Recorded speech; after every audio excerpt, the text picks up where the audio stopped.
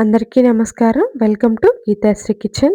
ఈరోజు ఈ వీడియోలో నేను మీకు పక్కా కొలతలతో బెల్లం పరమాన్నం చేసి చూపించబోతున్నానండి.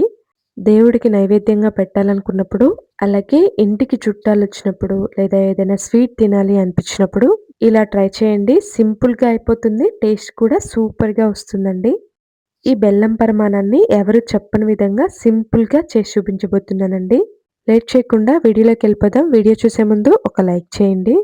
ముందుగా కడాయి తీసుకొని అందులోకి ఒక గ్లాస్ వరకి బియ్యాన్ని వేసుకోవాలండి. ఇక్కడ నేను మీడియం సైజు గ్లాస్‌తోనే ప్రిపేర్ చేస్తున్నానండి.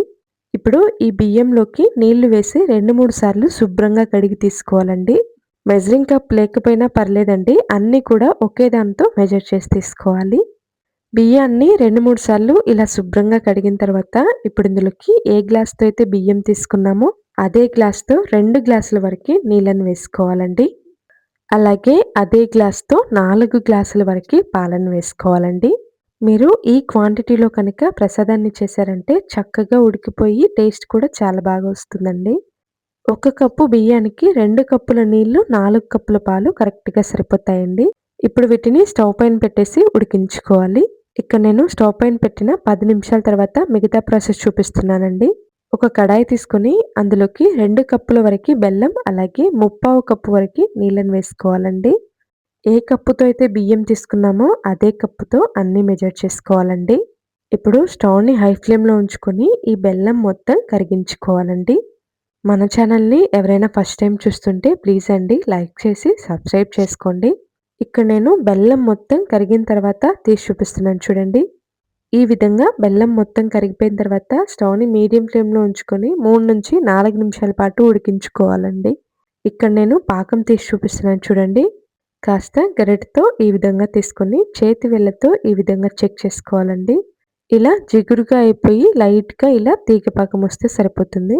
మరీ ఎక్కువ పాకం ఏమీ అవసరం లేదండి. పంచదార కరిగిన 3, 4 నిమిషాల పాటు ఉడికించుకుంటే సరిపోతుంది. ఇప్పుడు ఇక్కడ మనం ఉడికించుకున్న అన్నాన్ని తీసి చూపిస్తున్నాను చూడండి. 10 నిమిషాలకే ఈ విధంగా చక్కగా ఉడికిపోయి ఉంటుందండి. ఈ అన్నాన్ని పాలలో ఉడికించడం వల్ల చాలా టేస్టీగా వస్తుందండి పరమాన్నం. పండుగలకి నైవేద్యంగా పెట్టాలి అనుకున్నప్పుడు ఇలా ట్రై చేయండి. తక్కువ టైంలో సింపుల్‌గా అయిపోతుందండి. ఇప్పుడు గరిటెతో కానీ, స్మాషర్‌తో కానీ ఇలా లైట్‌గా మెదుపుకోవాలండి. చూసారా ఎంత చక్కగా రెడీ అయిపోయిందో? ఈ విధంగా కాస్త గట్టిపడితే సరిపోతుందండి. ఇప్పుడు స్టవ్‌ని లో ఫ్లేమ్‌లో ఉంచుకొని, ఇప్పుడు మనం ముందుగా పక్కన పెట్టుకున్న బెల్లం పాకాన్ని ఇందులో వేసుకోవాలండి. బెల్లం పాకం అనేది మరీ చల్లారిపోకూడదండి. పాకం వచ్చిన 4, 5 నిమిషాల తర్వాత ఈ అన్నంలోకి వేసుకుంటే సరిపోతుంది. ఇప్పుడు ఈ బెల్లం పాకం మొత్తం ఈ అన్నంలో కలిసే విధంగా బాగా కలుపుకోవాలండి. ఇక్కడ నేను పూర్తిగా కలిపిన తర్వాత తీసి చూపిస్తున్నాను చూడండి. వన్స్ మనం బెల్లం పాకం వేసిన తర్వాత స్టవ్‌ని లో ఫ్లేమ్‌లో ఉంచుకొని ఇలా కలుపుకోవాలండి. కన్సిస్టెన్సీ చూసారా ఎంత చక్కగా వచ్చిందో? ఈ విధంగా మొత్తం కలుపుకున్న తర్వాత ఇప్పుడు స్టవ్ ఆఫ్ చేసుకోవాలి. ఇప్పుడు చిన్న తడకా పాన్ తీసుకొని అందులోకి 2 టేబుల్ స్పూన్ల వరకి నెయ్యిని వేసుకోవాలి. నెయ్యి కరిగిన తర్వాత 2 టేబుల్ స్పూన్ల వరకి జీడిపప్పు అలాగే ఎండు ద్రాక్షను వేసుకోవాలండి.